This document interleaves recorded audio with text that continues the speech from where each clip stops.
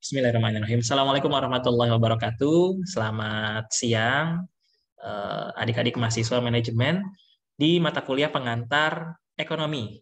Pertemuan ke-12 ya, betul. 12 kita membahas tentang pengangguran, inflasi, sama deflasi kalau nggak salah. Jadi kita ngomongin pengangguran. Nah, jangan sampai nih kita nih nanti setelah lulus, kalian terutama ya, malah jadi beban negara. Ya, karena pengangguran itu termasuk beban negara. Amit-amit ya. Semoga teman-teman bisa diberikan pekerjaan yang layak setelah kalian lulus nanti secepat-cepatnya. Amin. Oke, saya izin share screen. Oh ya, video ini akan saya share ke YouTube saya juga. Jadi nanti kalian yang nggak hadir hari ini bisa cek aja di channel YouTube saya. Dan seperti biasa, kerjakan soal latihan yang ada di video ini, sorry, yang ada di video ini di channel YouTube saya. Di akhir nanti ya soal latihannya. Tulis di kolom komentar seperti biasa. Jawabannya. Nah, ini dia. Betul, kita bahas tentang pengangguran, inflasi, dan deflasi. Ngomongin pengangguran tuh seru sebenarnya di Indonesia, karena apalagi pas kemarin lagi COVID ya, tahun 2020, pertama kali COVID masuk bulan Maret tuh di Indonesia, tiba-tiba pengangguran kita meningkat. Ya, infonya tuh sampai 10 juta yang menganggur. Efek dari pandemi tahun 2020. Membuat Indonesia tuh menjadi semakin berat. Kenapa? Karena ketika pengangguran bertambah, otomatis di keluarga tersebut atau masyarakat kehilangan daya beli, gitu kan? Kehilangan daya beli. Kalau kehilangan daya beli, otomatis dikatakan tidak mampu. Ketika tidak mampu itu muncul, maka negara tersebut bisa dikatakan semakin tinggi angka kemiskinannya, gitu kan? Karena nggak mampu, nggak punya daya beli, tingkat kemiskinan semakin tinggi. Nah, efeknya buat negara banyak, banyak banget buat negara. Nah, lalu apa yang dilakukan negara supaya bisa menjamin masyarakatnya yang menganggur waktu di pandemi kemarin? Ya, pemerintah memberikan bansos gitu ya. Karena banyak tuh bansos. Ya sampai sekarang juga ada tuh bansos, bantuan sosial. Ya supaya tidak terlalu berat lah hidup masyarakat di masa pandemi. Efek dari pengangguran itu banyak teman-teman. Bahkan tindak kriminal pun muncul ya karena adanya pengangguran tadi. Kalau dia punya pekerjaan, ini secara teori ya. Kalau dia punya pekerjaan yang berangkat jam 6 pagi dari rumah ya, pulangnya sampai rumah jam 7 malam misalkan. Tindakan kriminal itu akan terminimalisasi gitu. Minimal. Ya kenapa? Karena sibuk waktunya untuk bekerja. Beda saat dia menganggur. Menganggur berarti kan ada waktu kosong di sana. Nah, waktu kosong ini ngapain? Ya kalau orang tersebut punya niat jahat, ya dia akan melakukan tindakan kriminal. Kriminal tuh banyak ya, banyak lah pokoknya. Nggak hanya mencuri, tapi banyak hal. Asusila, perampokan, ya pencuri. Kejahatan lainnya lah, yang merupakan hal kriminal. Nah, itu efek dari pengangguran. Nah, supaya hal tersebut nggak terjadi, makanya pemerintah memberikan bantuan-bantuan, kartu prakerja gitu kan. Ya, bantuan segala macam ya, supaya mereka tuh bisa ada harapan untuk hidup ke depannya, seperti itu. Oke, saya perbesar dulu slide-nya.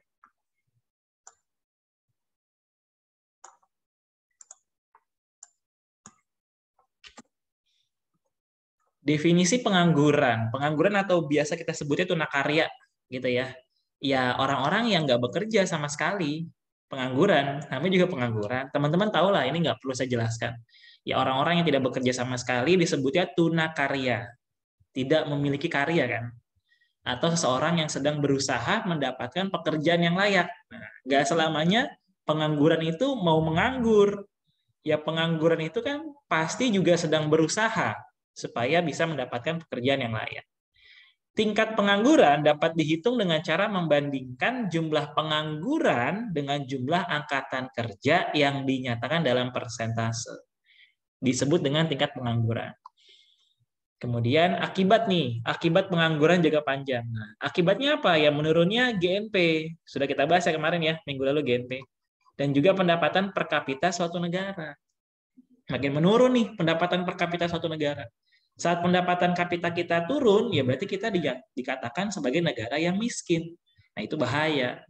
Kalau kita dikatakan negara yang miskin, secara internasional, kita akan kesulitan dalam berkolaborasi dengan dunia internasional. Itu efeknya. Nah, di negara berkembang seperti Indonesia, ada istilah pengangguran terselubung. Ada yang tahu nggak nih? Pengangguran yang terselubung.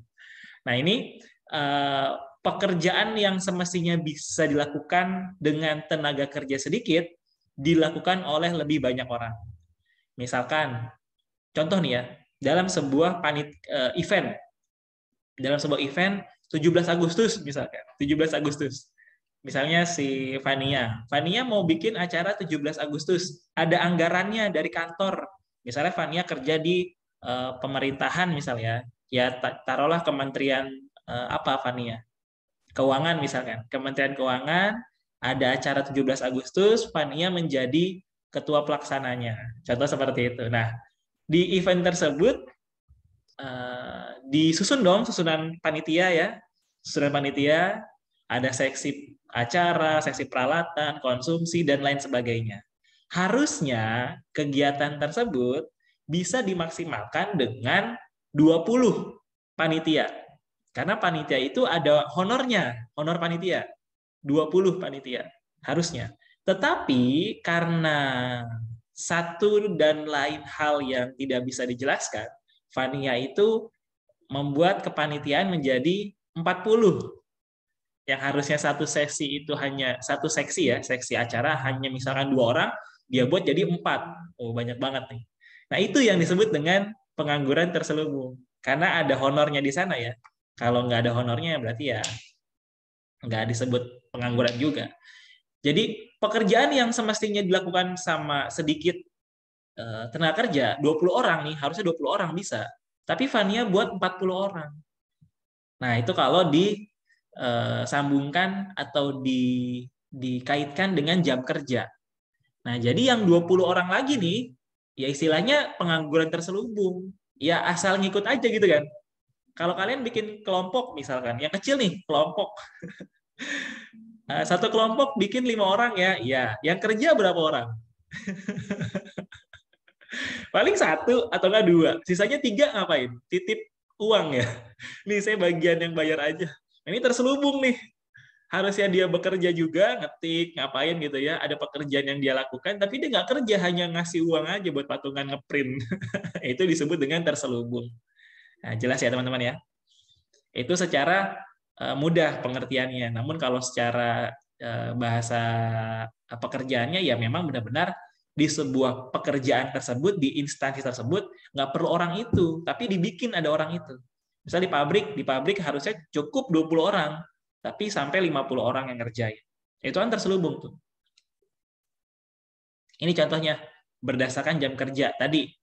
Ada yang terselubung, ada yang setengah menganggur, ada juga yang pengangguran terbuka. Kalau yang setengah menganggur ini tenaga kerja yang tidak bekerja secara optimal karena tidak ada lapangan pekerjaannya. Nah, biasanya tenaga kerja yang menganggur ini, setengah menganggur ini merupakan tenaga kerja yang bekerja kurang dari 35 jam selama seminggu. Kita kan sehari itu kerja 8 jam ya, 8 jam. Seminggu ada berapa hari kerja? Senin, Selasa, Rabu, Kamis, Jumat. 5 ya. 5 kali 8. Berapa? 40. Nah, harusnya kan kita bekerja 40 jam. Taruhlah dikurangi jam istirahat 1 jam masing-masing hari. Hari Senin kurang sejam, Selasa sejam, Rabu, Kamis, Jumat kurang sejam. Berarti kurangnya 5 jam. 40 kurang 5 jam berapa? 35. Kita bekerja selama 5 hari dalam waktu 35 jam disebut bekerja waktu penuh. Nah, orang yang setengah menganggur, berarti orang-orang ini yang bekerjanya ini kurang dari 35 jam. Ya karena memang nggak ada hal yang dia kerjain gitu. Udah nggak ada lagi yang dikerjain, makanya setengah menganggur. Walaupun dia digaji ya, walaupun dia digaji. Misalnya seperti kita sebut dengan freelance gitu kan. Ya dia kerjanya hanya dari jam 7 sampai jam 12 misalkan, atau magang gitu kan. 7 sampai jam 12. Nggak sampai 35 jam seminggu. Disebut dengan setengah menganggur. Ada lagi yang benar-benar pengangguran terbuka. Nah, kalau pengangguran terbuka ya dia ya benar-benar nggak punya pekerjaan, ya dia nggak kerja, nggak digaji, nggak kerja, ya seperti itu. Open unemployment. Jenis-jenisnya ada banyak nih, ada 7. Pertama, pengangguran friksional. Kalau friksional ini berarti pengangguran yang sifatnya itu sementara. Ya karena ada kendala tadi ya, waktu, informasi, ya kondisi geografis antara pelamar kerja dengan pembukaan lamaran pekerjaan yang nggak mampu memenuhi persyaratan. Lalu apalagi tuh? Ketika pengangguran ini dikatakan friksional saat dia berhenti bekerja. Jadi saat dia sedang bekerja nih, nah tiba-tiba ada informasi dari perusahaan tersebut untuk memberhentikan selama beberapa saat. Misalkan si orang ini di tim ini ya, tim X misalkan di perusahaan tersebut tidak lagi beroperasi, berarti tidak ada pekerjaan di sana selama 1 bulan ke depan. Berarti ditutup. Nah, terus kemana orang-orangnya? Ya pindah ke tim lain atau dirumahkan sementara. Nah, itu kondisional tuh, friksional. Atau karena adanya kondisi geografis. Kondisi geografis tuh jarak rumah misalkan, atau adanya bencana pun juga bisa menjadi pengangguran friksional dari geografi tersendiri. Misal di suatu daerah, di satu cabang nih, cabang pabrik, cabang perusahaan itu gempa. Nah kalau gempa kan berarti perusahaannya atau kantornya tuh runtuh gitu kan ya, dan dia nggak bisa bekerja dong. Ya iya, karena nggak ada tempat buat bekerjanya, harus dibangun dulu segala macam, butuh waktu. Nah itu kondisi geografis. Tempatnya gitu ya, tempatnya. Semakin maju suatu perekonomian, suatu daerah, ini akan meningkatkan kebutuhan akan sumber daya manusia, yang pastinya memiliki kualitas yang lebih baik dari sebelumnya. Tentu pastinya. Kalau misalkan perekonomiannya itu, misalnya di Jakarta nih, di Jakarta tuh perekonomiannya, kita tanpa bermaksud untuk ini ya, membandingkan atau merendahkan daerah lain. Contoh di Jakarta. Di Jakarta tuh tingkat perekonomiannya tinggi kan? Dikatakan tinggi. Nah, SDM-nya, nah kita nih orang-orangnya pasti juga punya kualitas yang lebih baik gitu dari ekonomi kita yang sebelumnya. Jakarta tahun 2022 dengan Jakarta tahun 1801 misalkan. Itu kan beda. Itu beda. Beda banget orang-orangnya, pemikirannya. Sekarang Jakarta tahun 2022 sudah canggih, serba teknologi. Jakarta tahun 1801 belum ada teknologi, belum canggih.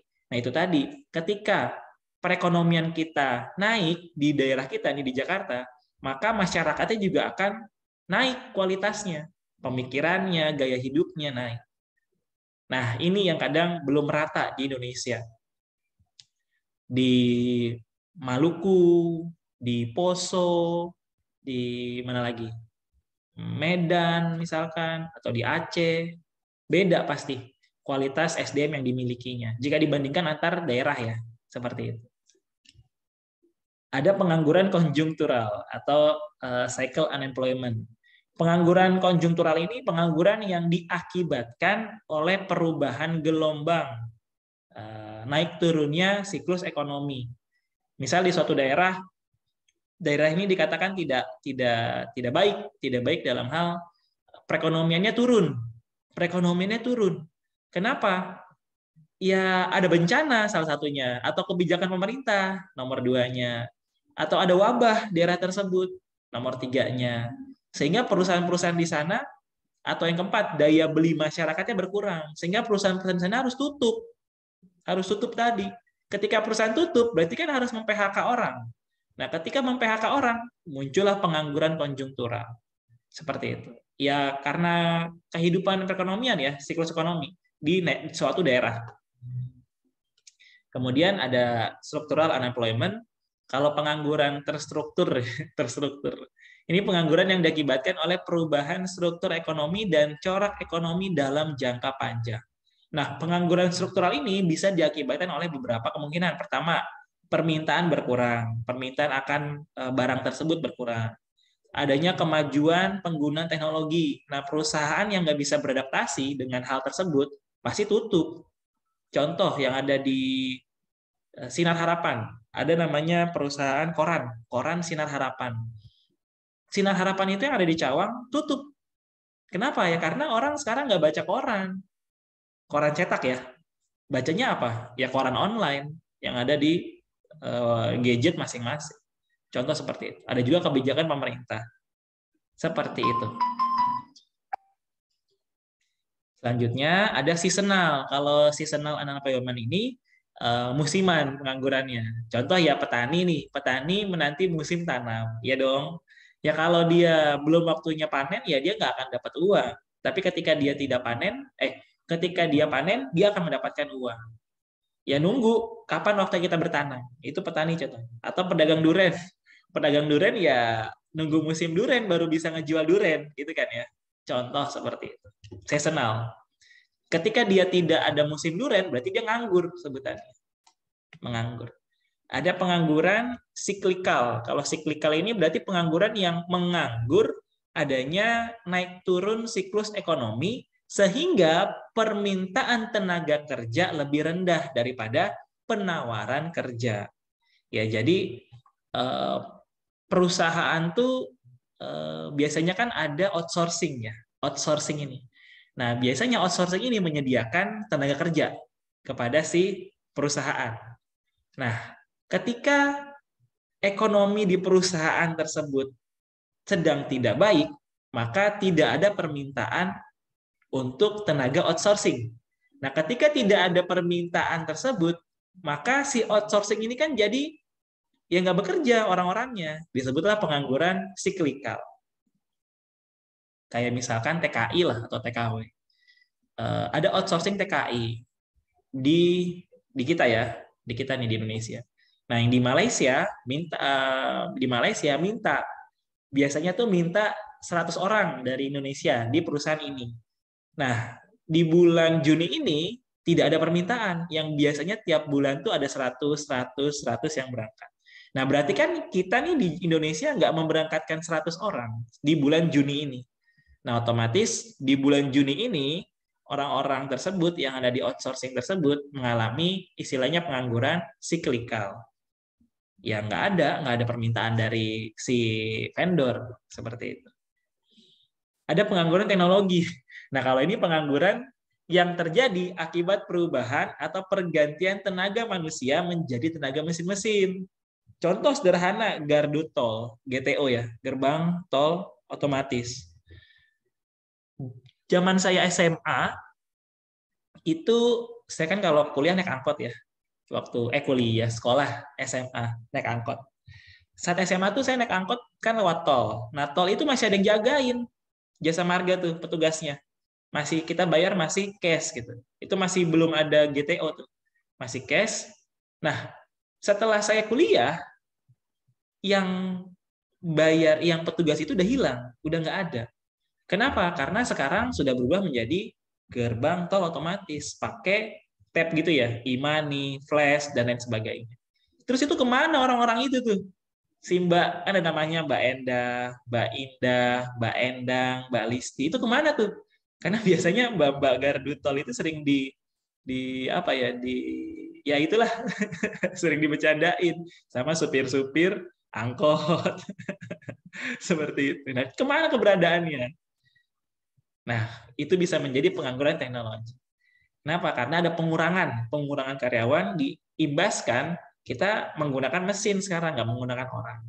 Ya bisa jadi orang yang bekerja di gardu tadi, gerbang tol tadi, pindah ke bagian lain. Atau yang tidak punya kompetensi di bagian lain, dia akan diberhentikan. Akhirnya ya nganggur akibat teknologi.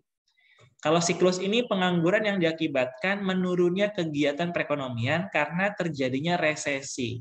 Nah, kalau pengangguran siklus biasanya disebabkan oleh kurangnya permintaan masyarakat akan suatu produk. Nokia, perusahaan Nokia itu kan zaman saya SMP, SD, itu apa? Dikdaya banget gitu kan, dikdaya tuh besar, semua orang pakai Nokia. Nah, ketika tahun 2013 Android masuk, 2014 Android ngebum, 2015 membombardir merek-merek seperti Nokia, lalu Siemens, Motorola, Sony Ericsson. Ini kan ada pekerjanya tuh. Nah, ketika permintaan masyarakat akan handphone-handphone yang 4 produk tadi nggak ada, otomatis perusahaan nggak bisa bayar gaji karyawannya. Akhirnya, perusahaan tersebut mem-PHK orang-orang yang dianggap perlu. Walaupun Nokia masih ada sekarang. Masih ada. Sony juga masih ada, cuma kan nggak memproduksi handphone. Nah, orang-orang yang bekerja di handphone tadi harus di PHK atau pengangguran istilahnya. Akibatnya apa? Adanya pengangguran ini buat ekonomi. Satu, kemakmuran di suatu negara tersebut akan mempengaruhi. Gini, kalau banyak yang menganggur, berarti dinyatakan negara itu nggak makmur gitu kan. Kalau nggak makmur, ya berarti tadi kita buat berinteraksi dengan dunia internasional tuh agak sungkan. Ya kenapa? Karena negara kamu negara miskin. Yang kedua, pengangguran menyebabkan pendapatan pajak pemerintah berkurang. Ya jelas, ketika kamu menganggur, kamu nggak bisa bayar tol. Ya dong, kan nggak bisa jalan-jalan. Kamu nggak bisa beli A, beli B, beli C. Kamu nggak bisa makan ke MCD. Ke MCD kan harus bayar pajak kan? PPN tuh 10%, 11%. Nah, ketika kita menganggur, nggak punya uang, berarti si MCD tadi nggak ada yang beli. Ketika nggak ada yang beli, MCD tadi bayar pajak ke negara berkurang. Paham ya? Nah, yang ketiga, pengangguran tidak menggalakkan pertumbuhan ekonomi. Ya, betul, karena pertumbuhan ekonomi dilihat dari tingkat ekonomi atau kemakmuran atau pendapatan masyarakatnya. Ketika pendapatan masyarakatnya tidak ada, ya gimana kita mau kuat ekonominya? Gimana mau tumbuh istilahnya? Kalau tumbuh kan berarti berkembang ya, menguat gitu. Ya sementara masyarakatnya nganggur, ya berdampaknya ke sana. Kalau secara individu, akibat buruk atas individu dan masyarakat. Satu, pengangguran menyebabkan kehilangan mata pencaharian dan pendapatan. Ya iyalah, jelas. Yang harusnya hari ini saya punya pemasukan, jadi nggak ada. Contoh seperti itu. Dua, pengangguran dapat menyebabkan kehilangan keterampilan. Biasa kita bekerja di kampus gitu kan, mengajar. Biasa itu rutinitas. Mengajar, lalu misalnya saya guru bahasa Inggris, mengajar bahasa Inggris, saya ngomong bahasa Inggris terus setiap harinya, tiba-tiba nganggur. Sehari, seminggu, sebulan, setahun, bahasa Inggris tadi yang tidak dilatih lama-lama akan pudar dan hilang, lupa. Makanya menyebabkan kehilangan keterampilan. Makanya jangan lama-lama menganggur. Teman-teman nih yang jago bahasa Inggris, jago matematika, jago akuntansi, jangan biarkan otak kita menganggur gitu. Menganggur tuh nggak digunakan. Ya hafalannya tetap jalan. Mengerjakan soal-soal, latihan-latihan tetap jalan supaya nggak hilang keterampilan kita karena tidak digunakan tadi. Nah, pengangguran ini dapat menimbulkan ketidakstabilan sosial dan politik. Kalau ngomongin politik, lah iyalah orang politik itu butuh dana kan. Dananya dari mana? Dari masyarakat. Nah, kalau masyarakat nggak punya uang gimana? Salah satu partai, nggak salah satu sih, banyak partai di Indonesia itu yang lahir karena urunan masyarakat, dana iuran gitu kan. Partai X, gimana biar partai ini berkembang? Ya patungan dari masyarakat. Nah, kalau masyarakatnya nggak punya uang, gimana dia mau patungan? Itu ya. Ini sudah tadi sama aja. Nah, sekarang inflasi.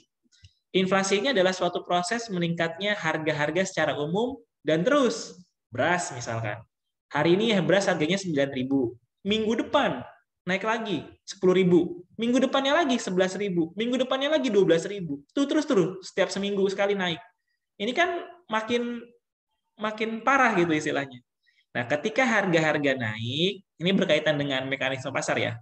Disebabkan oleh berbagai faktor, ya contohnya konsumsi masyarakat yang meningkat, berlebihnya likuiditas di pasar, lalu sampai adanya ketidaklancaran distribusi barang. Ini membuat inflasi itu terjadi. Misalkan nih, tadi ya beras sudah tuh 9.000, seminggu depan 10.000, 11.000. Mau nggak mau kan kita, tapi gaji nggak naik gitu. Gajinya segitu aja UMR. 4 juta, 4 juta terus. Tapi berasnya naik terus nih. Ya itulah yang menyebabkan adanya inflasi. Efeknya inflasi apa? Kita ke macam-macamnya dulu. Nah, ini macam-macam inflasi. Ada inflasi ringan, itu 10%. Jadi kalian harus tahu nih negara kita, nah ini PR ya, negara kita sekarang sedang inflasi atau tidak, dan jika inflasi saat ini, berapa persen inflasinya? Atau jika tidak, ya berarti nggak ada ya. Sertakan informasi yang akurat di grup WhatsApp ya. Ini PR-nya.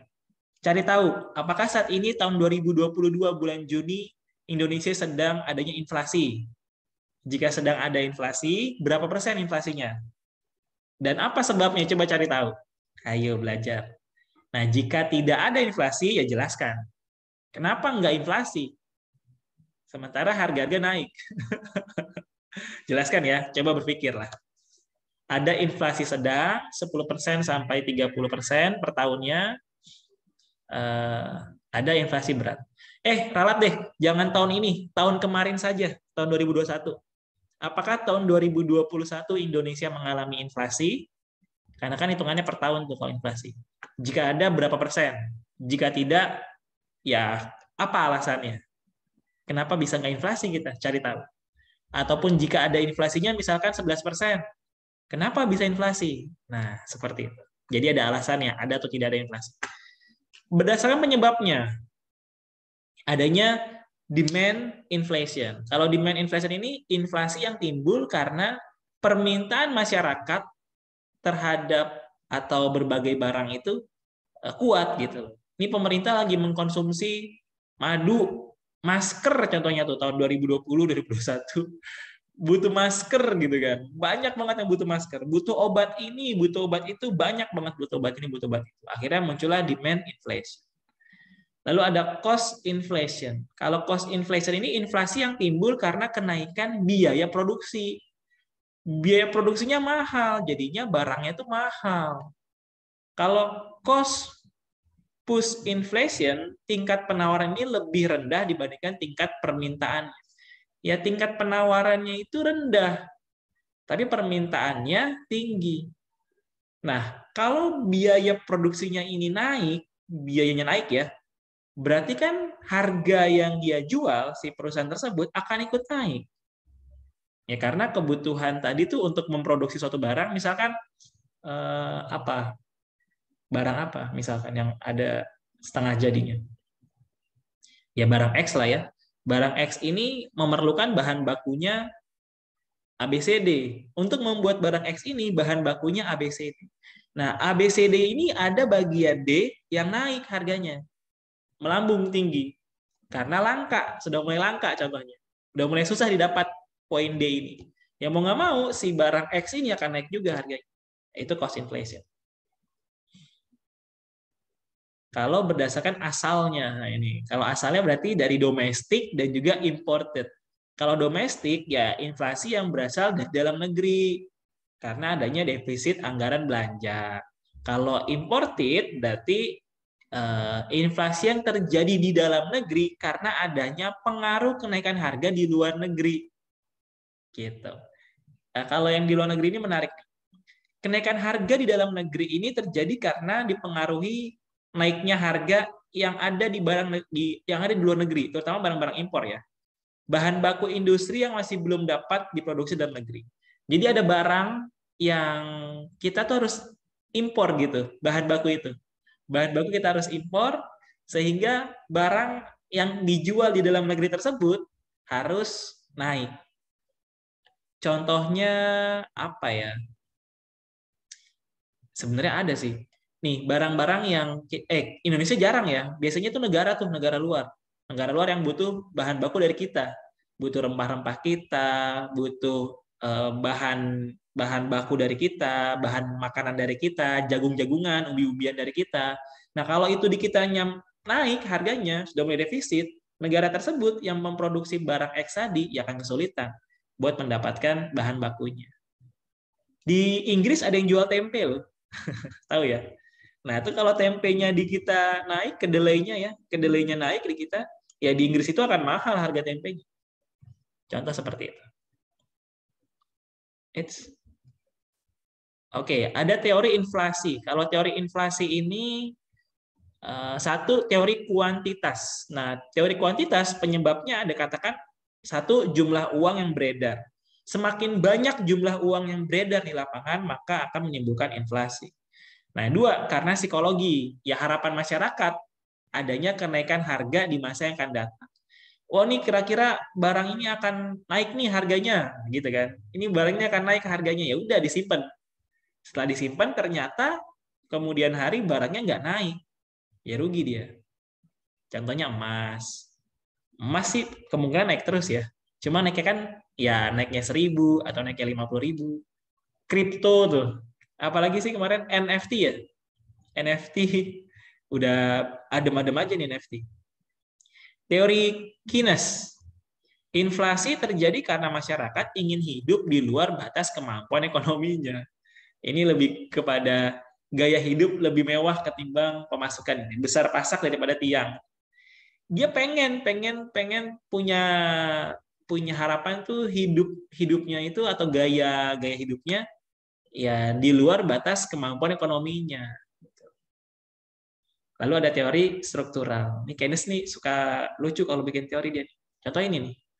Inflasi terjadi karena masyarakat ingin hidup di luar batas kemampuan ekonomi. Padahal orang itu tahu punya batas kemampuan tuh sebulan 4 juta. Tapi dia mau beli A, beli B, beli C yang sebulannya itu nggak cukup 4 juta. Harus 5 juta. Ujung-ujungnya apa? Berhutang. Ya itu tuh Keynes. Teori struktural. Inflasi dapat terjadi akibat ketidakpastian penerimaan ekspor atau ketidakpastian dari produk bahan makanan di dalam negeri. Nah, ini struktural, berarti dari bahan dasarnya dulu. Dari bahan dasarnya. Kalau bahan dasarnya ini bulan ini ada 100, bulan depan tinggal 5. Bulan depannya lagi 1.000 melimpah. Enggak pasti itu. Nah, enggak ketidakpastian bahan baku tersebut, bahan makanan tersebut, ya bahan baku lah ya. Bahan baku tersebut menyebabkan inflasi itu muncul di teori struktural. Nah, ini penyebabnya satu, pemerintah terlalu berambisi untuk menyerap sumber-sumber ekonomi lebih besar daripada sumber-sumber ekonomi yang dilepaskan oleh pihak swasta pada tingkat harga yang berlaku. Terlalu berambisi istilahnya untuk mengambil sumber-sumber ekonomi lebih besar dari sumber-sumber ekonomi yang dilepaskan ke pihak swasta. Jadi ada sumber daya yang pemerintah itu serap gitu. Tapi ada juga sumber daya yang pemerintah keluarkan dan tentunya oleh pihak swasta. Nah, ini membuat ketidakstabilan antara yang diserap dan yang dikeluarkan oleh pemerintah dan juga oleh pihak swasta membuat tadi uang yang beredar pun juga semakin banyak. Ketidakmampuan, lalu permintaan dan penawaran, ujung-ujungnya ke bahan baku yang sulit gitu kan, semakin sedikit bahan bakunya, ujunglah ke inflasi. Ya, ini efek dari ambisi dari pemerintah. Lalu berbagai golongan ekonomi dalam masyarakat, ya yang miskin, yang menengah, yang kaya, itu berusaha memperoleh tambahan pendapatan yang relatif lebih besar daripada kenaikan produktivitas mereka. Ya, biasanya kita sering mengenal istilah demo buruh, pingin naik gaji gitu kan. Naik gaji, naikkan UMR, tapi tingkat produktivitasnya diabaikan. Ya harusnya Kalau kita minta kenaikan upah, ya kita juga harus sadar untuk menaikkan produktivitas. Ketika buruh-buruh di luar sana minta naik gaji 10%, ya berarti produktivitas juga naik 10%. Kan gitu harusnya.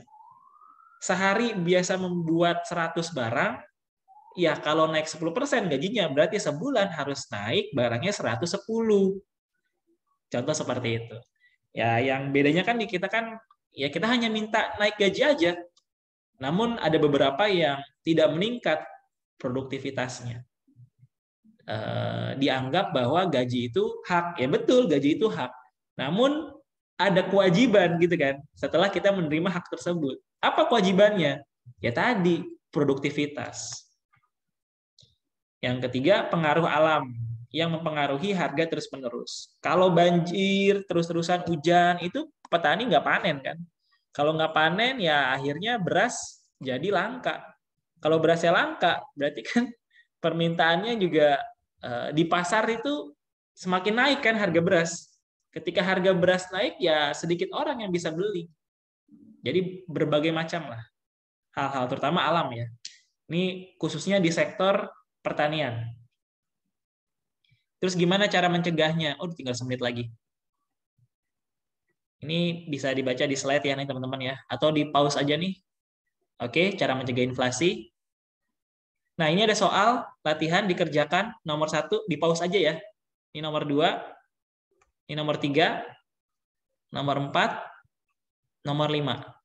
Dikerjakan, jawab di kolom komentar. Nomor 5, nomor 4, nomor 3, di pause aja. Oke?